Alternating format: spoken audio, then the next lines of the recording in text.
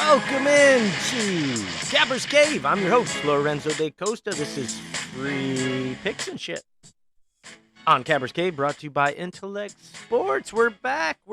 Yes, we are. Thank you very much. Thank you.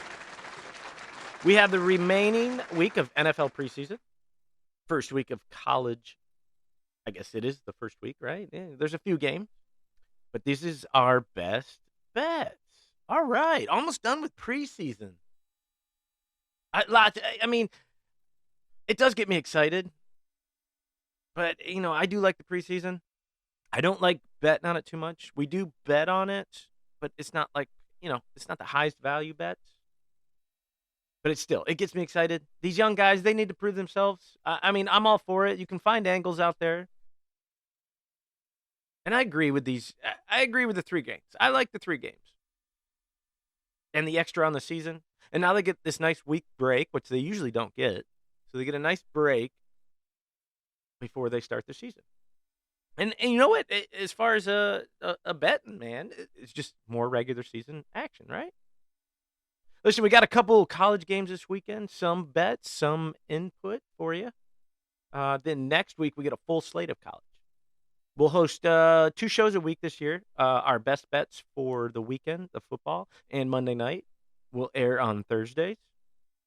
Our reaction show will air on Tuesdays. But it's not just a reaction show. We'll still give you some best bets for the Thursday night, which there's usually a good slate of college and as well as the pro game. And so listen in. We got some good shows coming up. We got a good one right here. And we still have with us this year. He came back to join us. The one, the only. I believe it's the Locksmith Larry or Larry the Locksmith, whichever you prefer. How are we doing today, sir? Hey, man, I'm fabuloso, man. I can't wait. It's full season. I'm just pumped, man. Yeah, I agree. I've seen you've brushed up on your Spanish. I like it. Trying to broaden maybe our viewers, reach the Spanish market. I hope that's what you were going for. Was it? Yeah, man, that's exactly what I was thinking, man. All right, man. Well, let's get into our news, notes, and complaints of the chest, per se. Some things we want to maybe get off our chest. So let's get into it. So everybody's, I'm sure you heard, and this isn't anything new, Oklahoma, Texas, Big 12, shooting into the SEC. I guess this is, the SEC loves this. Invite some of the new cool kids, into the coolest division out there. I just don't think this is good for college. You're starting to lose, traditions, the fun of the sport, that was once, academics, then football, now football first. It's becoming a little like the NFL. Is it not? Now you got paid players, teams and players that are going where they want. The money has become so important that the fans, the traditions, you kind of lose it a little bit. I mean, it's nothing too crazy right now, just Texas Okie just to start. But 20 years from now, who's to say it won't be another professional league competing, with its creator, or shall I say, the influencer, the NFL. Please don't grow up college. Stay cool. Stay college.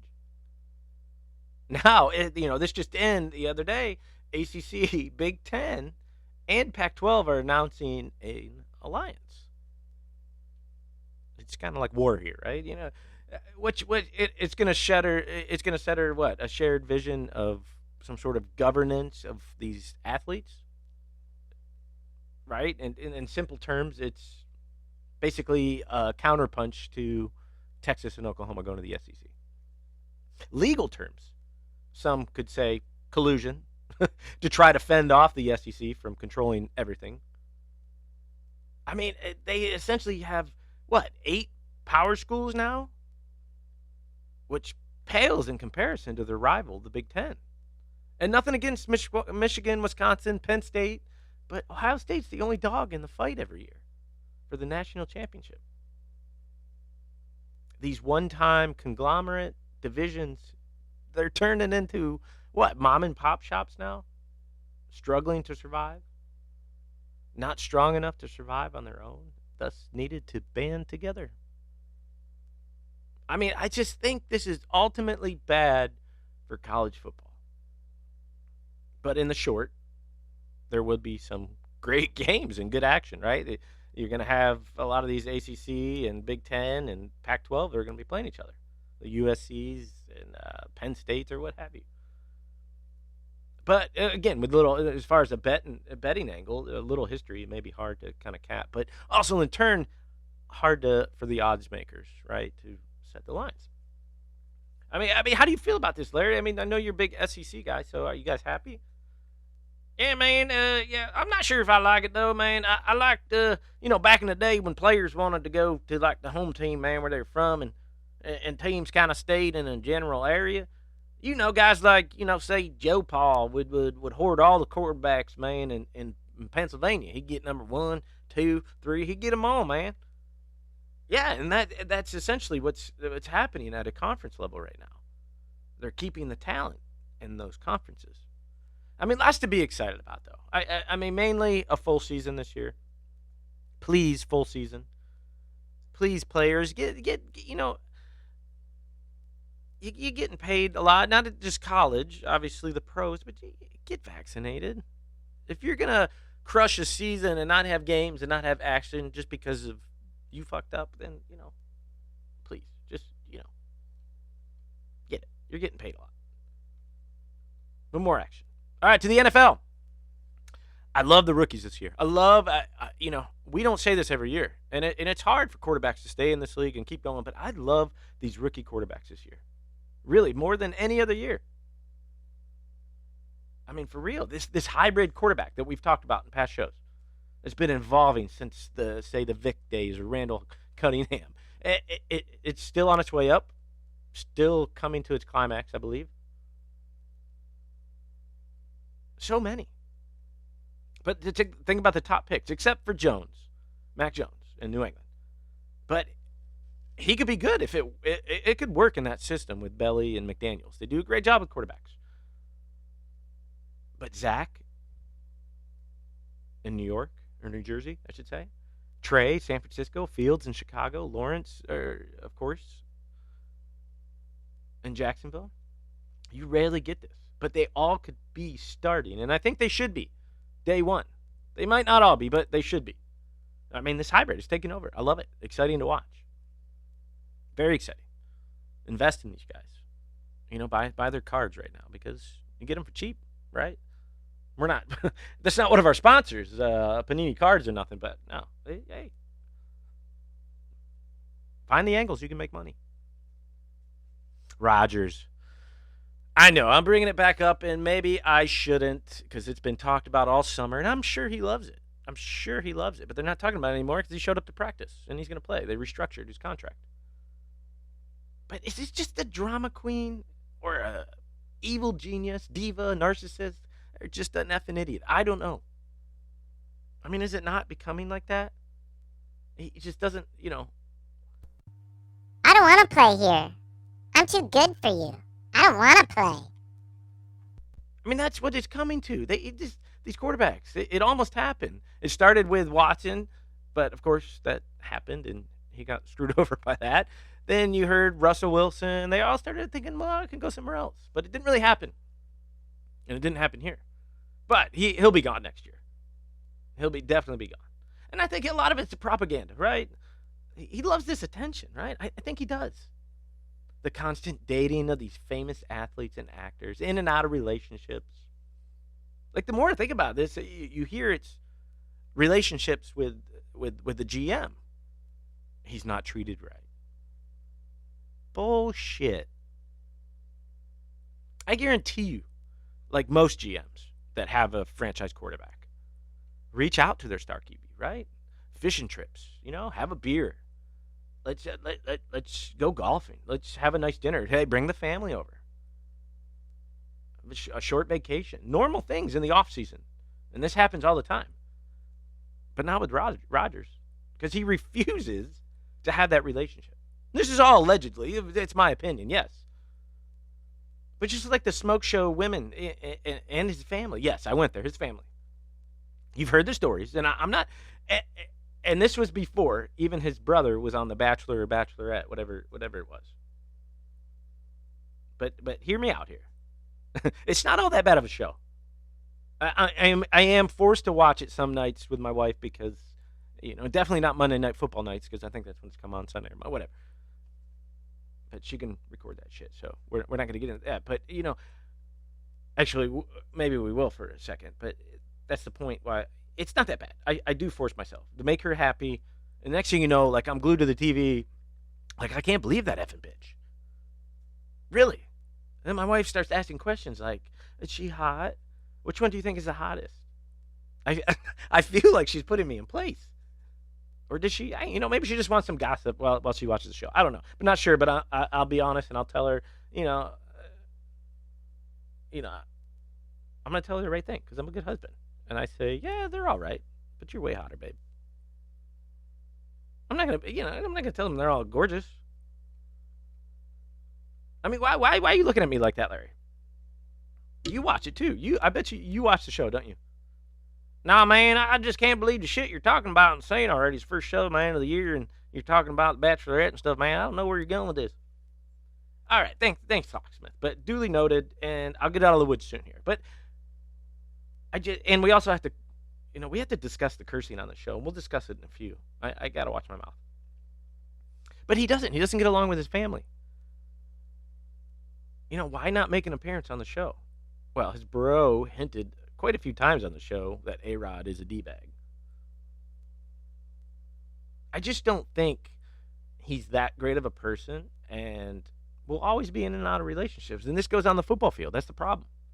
All right, enough with the freaking psychology lesson. But I love watching the guy. He's one of the greatest players of all time. Great to bet on. As an individual, he has some of the greatest ATS stats. But really, I mean, come on.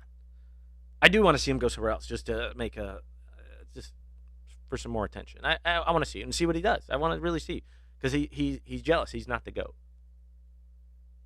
Tim Tebow. Are we going to talk about this guy? I feel so bad for this guy. Getting cut from baseball teams. He doesn't even play about a quarter and a preseason game. See ya.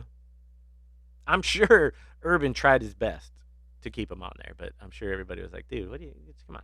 What are you doing? What are you doing? Do we not see this coming? I mean, just keep him on the squad. I mean, Jags, you're going to suck this year. Now that you just lost Tanya, your running back, rookie running back, you might as well just sell some tickets. Like, good or bad. I want to see him make plays or miss blocks or get smashed. Really, Timmy on the field, Peeps is going to watch, right? Man, they ain't going to have a problem selling tickets with old Blondie at the helm, man. No, I disagree. Tebow would bring more. He would bring more. I bet you his jersey sales already went up, and now people's pissed. I bet. All right, another QB to discuss. Not much here that I heard that he's progressing. Carson Wentz. I was really excited for this team. I thought it was a great fit for him going to Indy. I was kind of scared about them being in the AFC. But he is showing to be a brittle man. Brittle as a newborn. Well, newborns are like rubber, so maybe that's not a good comparison. Maybe like a 90-year-old great granny. Okay, but not much to discuss here. Just want to say I was excited. No, I'm not. Thanks. You're not like Mr. Benjamin Button, Brady Button down in Tampa there. You're not. You can't age like him. But it does look like he could be ready, but he could be ready by week 1, but he'll be hurt by week 3. All right, now I want to get back to the cursing. Let's discuss some words we can't say. Well, actually, better yet, we better not say those words. Let's just clean it up a little. I didn't know we missed out on some opportunities from our sponsors last year due to our foul mouths. That's okay. We're not just here for the money. We like doing the show with or without it. But we'll try at least we can, but the content won't change. But it's hard for me, really. It's embedded in my vocabulary. And I'm just having a little trouble. But not even on the show, but at home. Yeah, my kids. I have a 6-year-old boy who is expanding his vocab, to say the least. Really, I don't want to get into too much. I'll get to our picks, but he had an incident last year, yeah. And the old F-bomb came out on recess. Just screamed it out, no reason. But the part that pissed me off, I don't mind that he says it. Kids are going to say that shit. That's fine. But when he says, oh, my daddy says it a lot. It was my daddy. I don't know what that word means. Oh. He does. He does. He knows what the words mean. We've talked about it. But to blame it on me, I'm like, blame it on your uncle. Blame it on your cousin. Don't blame it on me. Don't make me look bad. Because you live with me. I will punish you. I will beat you. That's what happens. Now, anywho, let's get to the picks. These are for the Saturday games, which I believe we have, 4 or 5 on the slate? And then it kicks into gear hard coming up the Thursday. I think, Ohio State's playing big games, which we'll cap for next week. We also have some preseason games. Again, we don't put much on these, and the final ones are a little harder to predict. You're not sure how much time these players are getting, but we're going to do the final week of preseason. We might have a couple games for you that we like. So let's get started. Where are we going to start at? First game on the slate. Nebraska Cornhuskers, yes, versus Illini. Illinois. Illinois getting 7 points. Over-under sitting at 55. This is the 1 p.m. game on Saturday. Right off the bat, I love the over, but it's first game. These teams have dominated the over in the last 3 matchups. Average close to 80 a game. But let's dig in and see if we really have a play here. The conversation should start with Adrian Martinez, correct? This highly touted QB, Heisman talks years ago. He's in like his 10th fucking season. Who knows? Okay, there I go again. I'm sorry. I think this is the season, though, to prove his talent. Now with McCaffrey, McCaffrey's little brother was the backup there. They split roles last year. Couldn't figure out who the QB was, but he transferred, and he's probably not going to start wherever he's going. I don't think there should be any pressure on Adrian right now. He's good. He has the skills. He has some talent around him. He has the experience. Shouldn't be any reason he struggles in this one. In fact, the spread last year was minus 17 to Nebraska. And yet, Illinois surprised and won 41-23. I think this is why we do get a favorable spread here. But again, I don't know if we like it so much. Just want to give you a little input on what's going on. Martinez, he split reps with McCaffrey in last year's game. Okay, but he played a little bit. He went 3 for 4 in a TD, while McCaffrey gave up 3 interceptions. I think they should be a bit motivated to get this one back. The Illini, on the other hand, this is once again rebuild. They got rid of Lovie Smith. Just hired somebody in the program. Unsure who's at the helm at quarterback, Peters or this redshirt freshman Isaiah Williams. Coach, he faces he's got to face some serious challenges. This is the Big Ten underachievers, right? They haven't had a winning season in 10 years, and I don't think it'll start here. They were 114th in yards allowed, 97th in points allowed. Again, but we're talking about last season. It's going to be hard to project games with last season. Some schools didn't even play. Some played minimal schedules. Again, tough, but we got to go off something. But again, even the 97 in points allowed, the 114, how the hell do you change that quick with a new coach, a new system? Now listen, just talked up some solid points on Nebraska, yes, but this is lingering. All right, last week the NCAA announced that it was opening an investigation right into the Nebraska football program over practice violations. So what this means is coach could be sidelined. Not sidelined, but he could be out of the game. Won't even be there. Not present. Frost. So we are going to wait on that and watch that and see where that goes. So again, don't make your plays quite yet until game day maybe. Or day before. We'll probably hear soon. But we do like another side of this. We like to play with the under here. Starting, the Cornhuskers, I do like the offense they have. But, they got experience at key positions. I think they're going to get a win here regardless, whether Frost is there, but it could be a close one. All right, not a convincing game here. And I think the Illini are still going to be figuring out coach's new system. Historically, this coach, Bellamy, he has always favored the run game. In his previous coaching roles, with depth at running back that they have right now, they have a good offensive line. Experienced, I should say. We shouldn't say good yet. Experience, two different things. Everybody always say, "Oh, they got an experienced line. They're old. They're 6 years. They've been in the system." Doesn't mean they're good. You can have all the experience in the world. Doesn't mean you're good. That's why you become a coach. But really, he's always favored the run game, and there's no reason he won't turn to that. This game is the first game. You got to play it safe a little bit, and we don't expect this game to be fast-paced at all. With an inconsistent and unreliable offense that Nebraska is, they can be good, but what they've shown with him at the helm, Martinez, that they're inconsistent. I think they're going to be relying on this defense. They have two big standouts, including linebacker Blaze Gunnerson and Nash Huntmatcher, yes, who they progressed in the offseason. And additionally, the unders 4-0 in Nebraska's last 4 Big Ten games, 6-0 in the team's last 6 road competitions. Back to the under trend. I think we got to back it. You got two shaky offenses, new offense. Nebraska's defense is ready to make an early impact, and it's already up to 55, 56. Play the under, lock it up.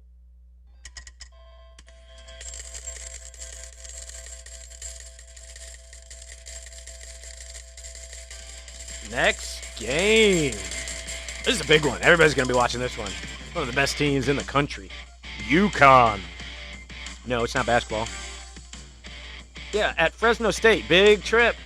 That's why Fresno's sitting at minus 27.5. Over-under sitting at 62.5. This is the 2 p.m. game. Now, this conversation starts with the UConn 2020 season, which was zero, zilch, none. They finished 500, right? We can say that.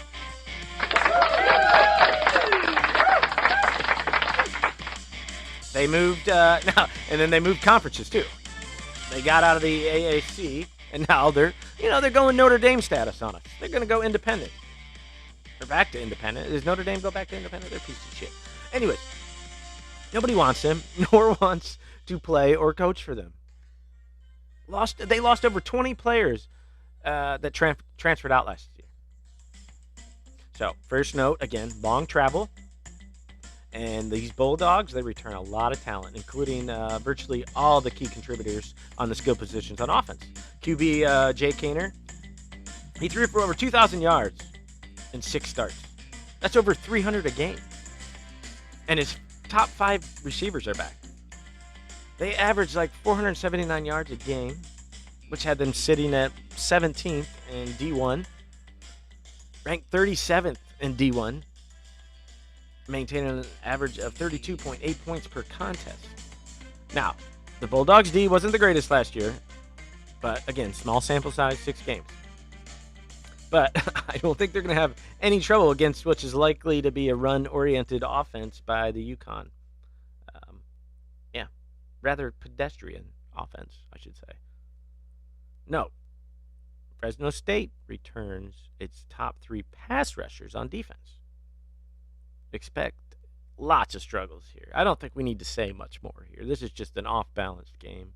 It's going to be tough for UConn to come back from the 2020 season on a big road game like this. I think they're going to be a no-show here like they were last year. Fresno State 4-1 ATS in their last 5 games played in week 1. Take Fresno before it moves up to 4 touchdowns, 27.5. Lock it up, Larry.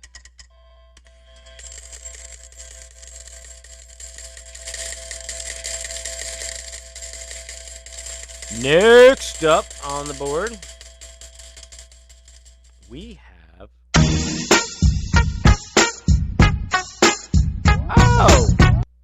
Let's take a small break for our sponsors here. And the Bookie, your sharp sports betting friend, and sends you emails each day full of free picks, tips, tools, and insider resources you need for the day's games. That is the Bookie. Check it out and get in on your daily action. So next game up, we have. Are we going to stay in the college? Because I think there's a couple games. Yeah, like 4 or 5, and we got 3 for you. Okay, so Southern Utah Thunderbirds. Have you heard? I'll tell you what. You've probably heard of this game or this team. San Jose State Spartans, the Sparty, not the Sparty, and Michigan, but these guys are good. If you watched any of last season, or even saw any of the scores, these guys are good. These guys are good. Got some skill. Bring back some key players. And I like this coach, Brennan. It's a cool name. He turned this program around. Lost 1 game last year. They returned 9 on offense. And the 6-year quarterback, Nick Starkel, solid chance. I think he has a solid chance to win Mountain West Player of the Year. But they didn't just do it on offense. They had one of the best Ds last year. All 11 starters are back on offense. And the offensive coordinator, Derek Odom, who took the team from 106th nationally in 2018 to 16th last year. They returned the Mountain West Defensive Player of the Year, Cade Hall. I'm sure you'll hear his name again. He finished 2nd in sacks nationally. Wait, not done. They have this other guy on the other side, Villami Vehuco. Whatever it is. He finished 15th in the nation in sacks. I mean, look out, quarterbacks. Now they get a nice warm-up preseason game, we'll say, quote-unquote, against SUU. I mean, Southern Utah should have just did what UConn did and didn't even play the season. They're fresh off a 1-5 season, ended with 3 straight losses. Now they leave the Big Sky and move on to the WAC. Yeah, that's always a tough transition for these teams when they're changing divisions. I mean, it never bodes well. It's like upgrading to a new, hotter girlfriend. I mean, she's going to run all over you, boss you around. And we should see some of that in this game. I mean, Southern Utah don't bomb it away. It's a mid-range throwing team. They wasn't great in the clutch, couldn't run the ball enough to even matter that you saw any stats or anything. This combination of Vehuco on one side and Cade Hall gives these Sparty here one of the scarier defenses in the nation. Expect to struggle here. Absolutely. From the newbies, yeah. First game in the WAC. An away one at that. I think San Jose State is the real deal this season and should come out firing on both ends. I think it's a blowout, 48-10, Sparty, minus 21.5. Lock it up.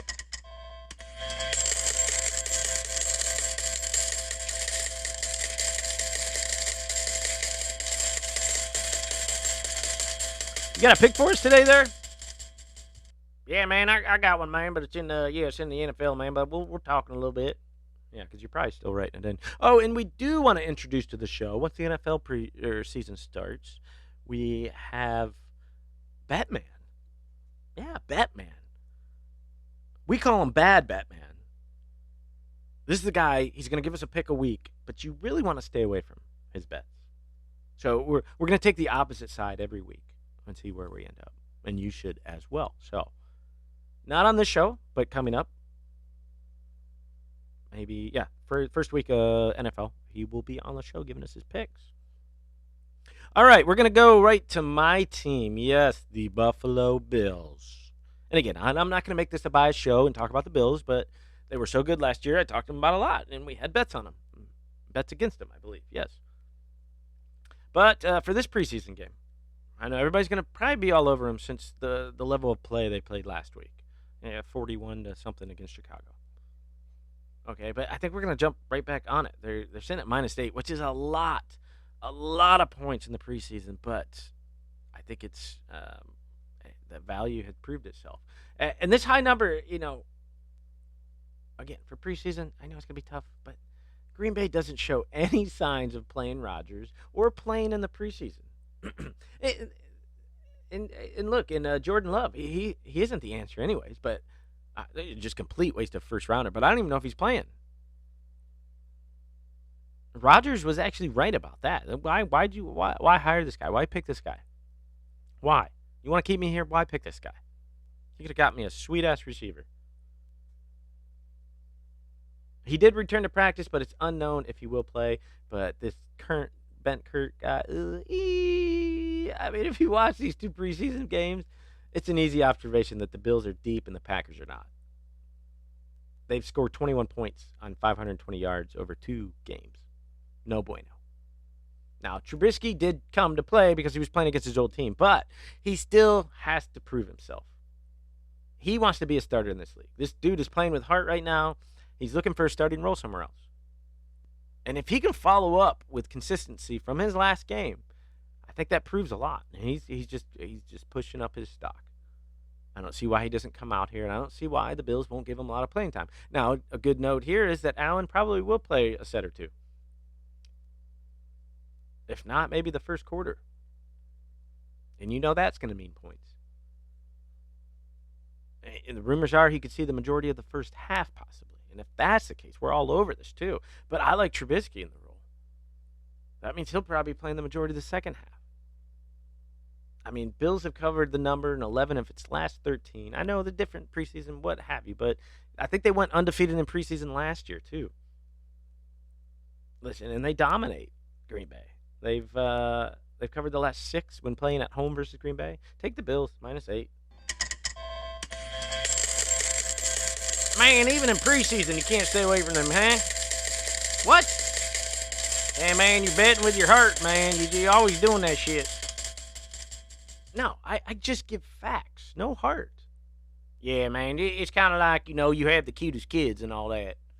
Well, I do. I mean, I do. So, no, really. Thanks, Larry, but no heart here. It's preseason. In fact, the Bills had the best ATS record last season. I bet on that'll be the same this year. Those are just facts, Larry. Yeah, man, we'll see. Well, since you have spoken up and interrupted my Bills bet, have you anything for us this week, sir? Well, man, first off, that's kind of my job, man. I'm just supposed to interrupt you and shit, man. That's how it happens. Yeah, I suppose so. But do you got a pick or not? Are you going to preseason? What are you doing? Well, man, I usually don't like the preseason, but I'll give you a little something here, man. I'm going to head to old Jerry World, man, down in Dallas, where them Jacksonville Jaguars going to Dallas. Dallas getting 3 points, man. And I like Urban and old Blondie, man, to notch them one win before the season starts, man. They got to, man. They just have to, man. That's how it works out. They ain't going to be no good. It's just unfortunate, man, that this may be the only win they get of the season. But I got high hopes for this year, man, or next year. Sorry, man, or even in the future. But after losing Travis, man, for the season, I'm not sure how risky they are going to get, man, but they'll have to do some work on some backs here, man. And if Lawrence gets limited time, man, I like my boy, or your boy, I should say, and your man, Chris, Mr. Minshew. Not anymore, man. He's not the starter. They announced this week, and I only crush on starters. I have high standards, Larry. I crush on starters. So come on. Well, I suppose that's Minshew's loss then, right, man? I'm sorry for him, man. Anyways, Dallas, 0-2. Can't put up a point, man. And I don't think they really care right now, man. Their main goal right now, man, for Jerry and the boys, stay healthy. And not give them plays away. They don't want to show anything, man. That's the way Jerry goes, man. They expect another poor effort, man, by them Cowboys. They just going to go through the motions. And Urban, he's going to be excited. He got to get a good win, man, and got to get a good win. Big win. I think they do that, man. This is the last, or he's already going to be on the hot seat, man, if he don't get a win in preseason, I bet. And if you watched, man, last week, they were down 23-3 and came back, fell short 23-21, man. That shows a lot of improvement. I think that's going to carry over to this game. So, take them Jags, man. All right, so Jacksonville -3 at Dallas.